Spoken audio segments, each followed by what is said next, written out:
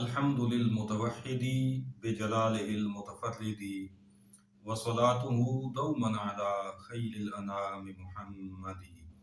الصلاة والسلام عليك يا سيدي يا رسول الله وعلى آلك وأصحابك يا سيدي يا حبيب الله.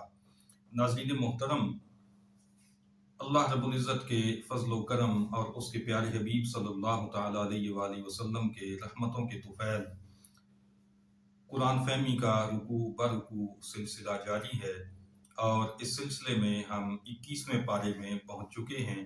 اس کے 9 رکوع مکمل ہو چکے ہیں۔ آج ہم نے 10ویں رکوع کی بات کرنی ہے۔ یہاں سے سورہ لقمان شروع ہو رہی ہے، جو کہ مکی صورت ہے اور قرآن مقدس کی 31ویں صورت ہے۔ اس کی آیات کی تعداد 34 ہے اور اس کے 4 رکوع ہیں۔ اس سورہ مبارکہ میں یہ آغاز میں بتایا گیا کہ قرآن مقدس یہ کتاب ہدایت ہے۔ اس سورہ مبارکہ میں شرک سے بچنے کا حکم ہے، توحید اختیار کرنے کی تاکید ہے۔ حضرت لقمان علیہ السلام کی اپنے بیٹے کو نصیحتیں اس میں بیان کی گئی ہیں، اور قدرت خداوندی کی بہت ساری نشانیاں دکھائی گئی ہیں۔ 21ویں پارے کا 10واں رکوع، جو کہ سورہ لقمان کا پہلا رکوع ہے، اس میں سب سے پہلے یہ بتایا گیا کہ قرآن حکمت والی کتاب ہے، اور اس کتاب کی آیات ہدایت اور رحمت ہیں نیکوں کے لیے۔ جو نماز قائم رکھیں، زکوٰۃ دیں، آخرت پر یقین رکھیں، وہی اپنے رب کی طرف سے ہدایت پر ہیں اور فلاح پانے والے ہیں۔ کھیل کود میں مشغول راہ خدا سے بہکانے والوں کے لیے ذلت کا عذاب ہے۔ آیات الہی پر تکبر کرنے والوں کے لیے دردناک عذاب کی وعید بھی اس رکوع میں سنائی گئی ہے۔ ایمان لانے والے، نیک عمل بجا لانے والے چین کے باغوں میں ہوں گے، جن کے نیچے نہریں رواں ہوں گی، اور وہ ہمیشہ ان میں رہیں گے۔ اللہ کا یہ وعدہ ہے اور اللہ کا وعدہ سچا ہے۔ اللہ تعالیٰ کا تعارف اور اس کی قدرتوں کے حوالے سے اس رکوع میں یہ بتایا گیا کہ بے ستون آسمان اللہ تعالیٰ نے بنائے، زمین میں لنگر قائم کیے رب تعالیٰ نے، قسم قسم کے جانور رب تعالیٰ نے پیدا کیے، آسمانوں سے پانی برساتا ہے اللہ تعالیٰ، اور اس نے ہر جنس کا جوڑا پیدا کیا ہے۔ یہ ساری قدرتیں اور ساری نشانیاں کیا ان شریکوں میں موجود ہیں کہ جن کو لوگ اللہ کے مقابلے پر اپنا معبود بنائے بیٹھے ہیں؟ وہ ظالم ہیں، اور ظالم کھلی گمراہی میں ہیں۔ دوسرا رکوع ہے سورہ لقمان کا۔ اس میں حضرت لقمان کا ذکر شروع ہوتا ہے کہ ہم نے انہیں حکمت عطا کی۔ حضرت لقمان کے بارے میں یاد رکھیے کہ آپ کے نبی ہونے کے حوالے سے اختلاف پایا جاتا ہے۔ بعض نے آپ کے نبی ہونے کا قول بھی کیا ہے، لیکن اکثریت نے کہا کہ آپ نبی نہیں تھے۔ یہاں پر یہ مسئلہ بھی ذہن نشین رکھیے کہ علیہ السلام کا جو ٹائٹل ہے، یہ انبیاء کرام اور فرشتوں کے لیے مخصوص ہے۔ یہ کسی بھی غیر نبی کے لیے استعمال نہیں کیا جاتا، مگر وہ حضرات کہ جن کی نبوت میں اختلاف پایا جاتا ہے، یعنی ان کے نبی ہونے پر بھی اقوال موجود ہیں اور نبی نہ ہونے پر بھی اقوال موجود ہیں، تو ان کے لیے اس کا استعمال فقہا نے جائز رکھا ہے، جیسے حضرت لقمان اور حضرت خضر۔ ناظرین محترم، اس رکوع میں رب تعالیٰ نے ارشاد فرمایا کہ ہم نے آدمی کو اس کے ماں باپ کے بارے میں تاکید فرمائی کہ ان کے ساتھ اچھا سلوک کیا جائے اور ان کا حق تسلیم کیا جائے، ان کا ساتھ دیا جائے، لیکن اگر وہ شرک کا حکم دیں تو پھر اس کو نہ مانا جائے۔ حضرت لقمان علیہ السلام کی اپنے بیٹے کو نصیحتیں اس رکوع میں بیان ہوئی ہیں۔ نمبر 1، کسی کو اللہ کا شریک نہ کرنا۔ نمبر 2، برائی رائی کے دانہ کے برابر بھی ہو اور کسی پتھر کی چٹان میں چھپی ہوئی ہو یا زمین و آسمان میں کہیں بھی ہو، اللہ اسے لے آئے گا قیامت کے دن انسان کے سامنے۔ نمبر 3، نماز قائم رکھو۔ نمبر 4، اچھی بات کا حکم دو۔ نمبر 5، برائی سے روکو۔ نمبر 6، مصیبت پر صبر کرو۔ نمبر 7، تکبر کی بجائے تواضع اختیار کرو۔ نمبر 8، زمین پر اترا کر نہ چلو۔ नंबर 9, म्याना चाल चलो। बहुत तेजी से चलना तकब्बुर है, और बहुत सुस्ती से चलना ये छिछोरापन कहलाता है। तो इसलिए म्याना चाल चलने का आपने हुक्म फरमाया है।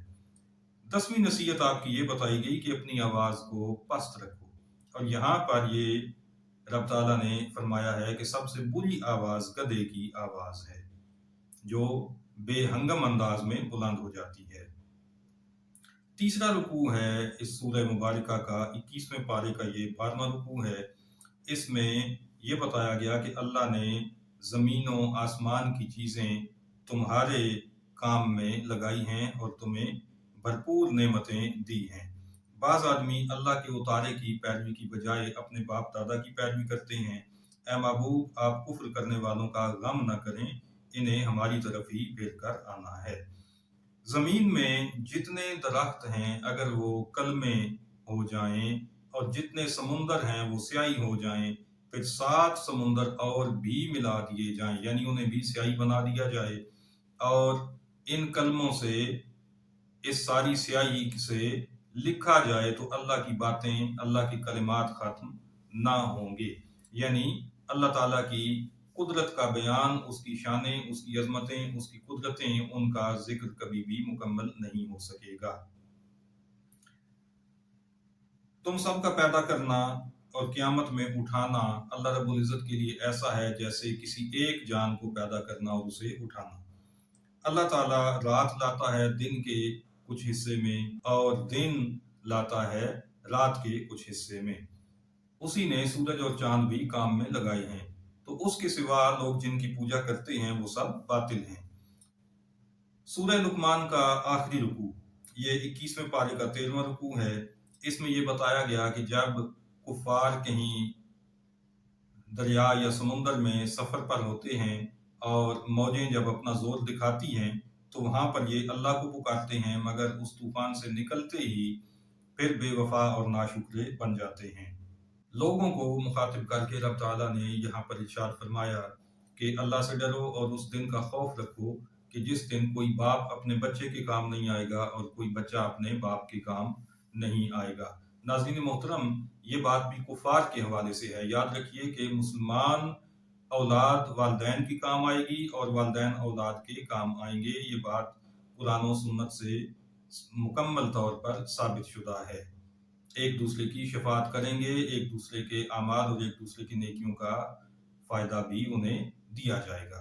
जबकि कुफार को कोई भी नफ़ा नहीं मिलेगा, ना औलाद से, ना वालदैन से, ना उन्हें माल और दौलत वहाँ पर काम आएगी।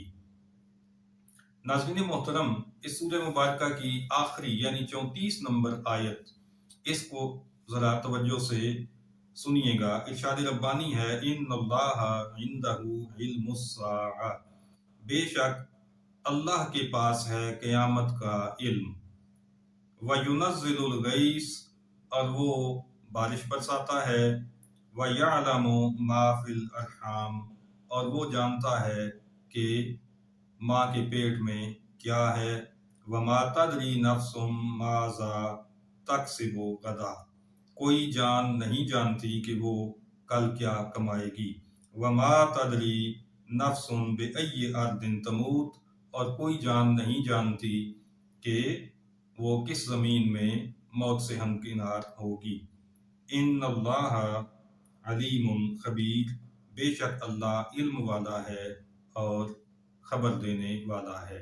नाज़रीन मोहतरम, इस आये मुबारका को आये उलूम खमसा कहा जाता है। 5 उलूम के बयान पर मुश्तमिल आये मुबारका। इसे मुगीबात खमसा वाली आयत भी कहते हैं, 5 गैब की बातों का जिसमें जिक्र आया है। इस आये मुकद्दसा को सामने रखते हुए नजदियों ने ये नज़रिया इख्तियार किया है कि इल्म गैब अल्लाह ताला का खासा है और अल्लाह के सिवा किसी के पास भी गैब नहीं है। ख़ास तौर पर ये 5 बातें तो कोई भी नहीं जानता। क़यामत का इल्म किसी के पास नहीं, बारिश का इल्म किसी के पास नहीं, माँ के पेट में क्या है कोई नहीं जानता, इसी तरह से कोई कल क्या कमाएगा और किसी की मौत कहाँ पर होगी ये कोई भी नहीं जानता। तो इन चीज़ों का उन्होंने اللہ کے علاوہ باقیوں سے مکمل طور پر انکار کیا ہے۔ یہ ان کی نالائکی بھی ہے، ناسمجھی بھی ہے۔ اس آیت میں کوئی ایسا لفظ نہیں ہے جس سے یہ بات طے ہو جائے کہ ان کا علم اللہ نے کسی اور کو عطا نہیں فرمایا۔ یہاں یہ فرمایا ہے ان اللہ عندہ علم الساعہ، بے شک اللہ کے پاس ہے قیامت کا علم۔ اس میں یہ تو نہیں فرمایا کہ اللہ نے یہ علم اور کسی کو دیا بھی نہیں ہے۔ نبی کریم رؤوف الرحیم صلی اللہ تعالی علیہ وسلم سے جب جبریل امین نے قیامت کا وقت پوچھا تو آقا صلی اللہ علیہ وسلم نے بھی یہ نہیں فرمایا کہ میں نہیں جانتا، بلکہ فرمایا بتانے والا پوچھنے والے سے زیادہ نہیں جانتا۔ یعنی جو سائل ہے جبریل امین وہ بھی جانتا ہے قیامت کب آئے گی، اللہ نے اسے بھی علم دے رکھا ہے، اور جو مسئول ہے یعنی نبی کریم صلی اللہ علیہ وسلم خود آپ بھی جانتے ہیں کہ قیامت کب آئے گی، لیکن لوگوں پر اس کا وقت ظاہر کرنا مناسب نہیں تھا، اس لیے آپ نے اس کو آشکار نہیں کیا۔ جہاں تک بارش کا معاملہ ہے، آج تو ٹیکنالوجی یہاں تک آ چکی ہے کہ محکمہ موسمیات ہمیں ایک ایک چپے کے بارے میں بتا دیتا ہے کہ فلاں علاقے میں فلاں جگہ پر بارش ہوگی اور فلاں علاقے میں بارش نہیں ہوگی۔ تو یہاں تک جب بات پہنچ چکی ہے، سائنس نے اتنی ترقی کر لی، انسان کی مشینوں نے اتنی ترقی کر لی کہ وہ بارش کے بارے میں اتنی ایکوریسی کے ساتھ پیشن گوئی کر سکتے ہیں، تو اللہ کے نبی اور اللہ کے ولی اللہ کے دیے ہوئے علم سے کیوں نہیں اس بات کو جان سکتے؟ نبی کریم صلی اللہ تعالی علیہ وسلم نے اس حوالے سے بھی کئی بار ارشادات فرمائے ہیں جو کہ حدیث کی کتابوں میں موجود ہیں۔ ماں کے پیٹ میں کیا ہے اس کے بارے میں بھی آج تو الٹرا ساؤنڈ مشینیں بھی بتا دیتی ہیں کہ پیٹ میں بچہ ہے یا بچی ہے، تو پھر یہ کہنا کہ اللہ کے نبیوں اور ولیوں کو یہ علم نہیں ہے اور یہ علم اللہ کا خاصہ ہے، یہ اللہ نے کسی اور کو عطا ہی نہیں کیا، یہ بات بھی جہالت پر مبنی ہے۔ نبی کریم صلی اللہ تعالیٰ علیہ وسلم نے بھی اپنے غلاموں کو، اپنے صحابہ اور اہل بیت کو اس حوالے سے خبریں دی ہیں۔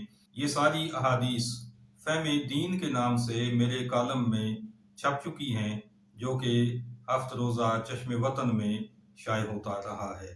ناظرین محترم، جہاں تک اس بات کا تعلق ہے کہ کوئی جان کل کیا کمائے گی اور کسی کی موت کہاں پر ہوگی، اس حوالے سے بھی قرآن مجید نے یہاں سے علم کی نفی نہیں کی، بلکہ دونوں جگہ پہ تدری کا لفظ استعمال کیا ہے، ادراک کی نفی کی ہے۔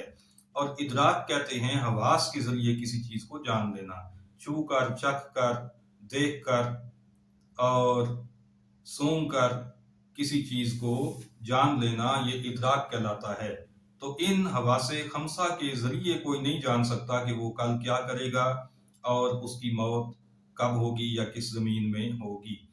یہ چیزیں جاننے کا ذریعہ اللہ تعالیٰ کی وحی ہے جو نبی کریم صلی اللہ علیہ وسلم کو حاصل ہے، اور نبی کریم صلی اللہ علیہ وسلم نے اس کا مظاہرہ بھی بارہا فرمایا، جیسا کہ میدان بدر میں آپ نے جنگ سے ایک دن پہلے نشانات لگا کر بتا دیا تھا کہ اس جگہ پہ ابو جہل مرے گا، اس جگہ پہ فلاں مرے گا، اس جگہ پہ فلاں مرے گا، اور پھر اگلے دن صحابہ کرام نے دیکھا کہ جس جگہ پر آقا صلی اللہ علیہ وسلم نے جس کافر کے بارے میں ارشاد فرما دیا تھا وہ 1 انچ بھی دائیں یا بائیں نہیں تھا، عین اسی جگہ پر اس کی لاش پڑی ہوئی تھی۔ سب سے بڑی ناسمجھی اور بے وقوفی ان نجدیوں کی یہ ہے کہ یہ قرآن مجید میں غور نہیں کرتے۔ اسی آیت کا آخری حصہ تو ذرا توجہ سے پڑھ لیتے۔ ارشاد ربانی ہے ان اللہ علیم خبیر، بے شک اللہ علم والا ہے اور وہ خبر دینے والا ہے۔ اب ظاہر ہے کہ جب اللہ کے پاس ان 5 چیزوں کا علم ہے اور وہ خبر بھی دینے والا ہے تو خبر کس کو دے گا؟ کیا مجھے ڈائریکٹ خبر دے گا یا آپ کو خبر دے گا؟ ہرگز نہیں۔ وہ خبر دے گا تو مخبر صادق نبی کریم رؤوف الرحیم صلی اللہ علیہ وسلم کو دے گا، اپنے دیگر انبیاء کرام کو دے گا۔ تو اللہ نے ان سارے غیبوں کی خبریں اپنے انبیاء کو عطا فرمائی ہیں، اور انبیاء کرام کی نسبت سے، ان کے فیض سے، ان کے ماننے والے اولیاء کو بھی رب تعالیٰ ان چیزوں پر مطلع فرما دیتا ہے۔ ناظرین محترم، دعا کیجئے کہ اللہ تعالیٰ ہمیں ہر قسم کی بے دینی سے بچائے اور عقائد صحیحہ کے ساتھ ہمیں دنیا پر جینا نصیب کرے، اور قرآن مجید کو اچھی طرح سے سمجھ کر عمل پیرا ہونے کی توفیق عطا فرمائے۔ وآخر دعوانا ان الحمد للہ رب العالمین۔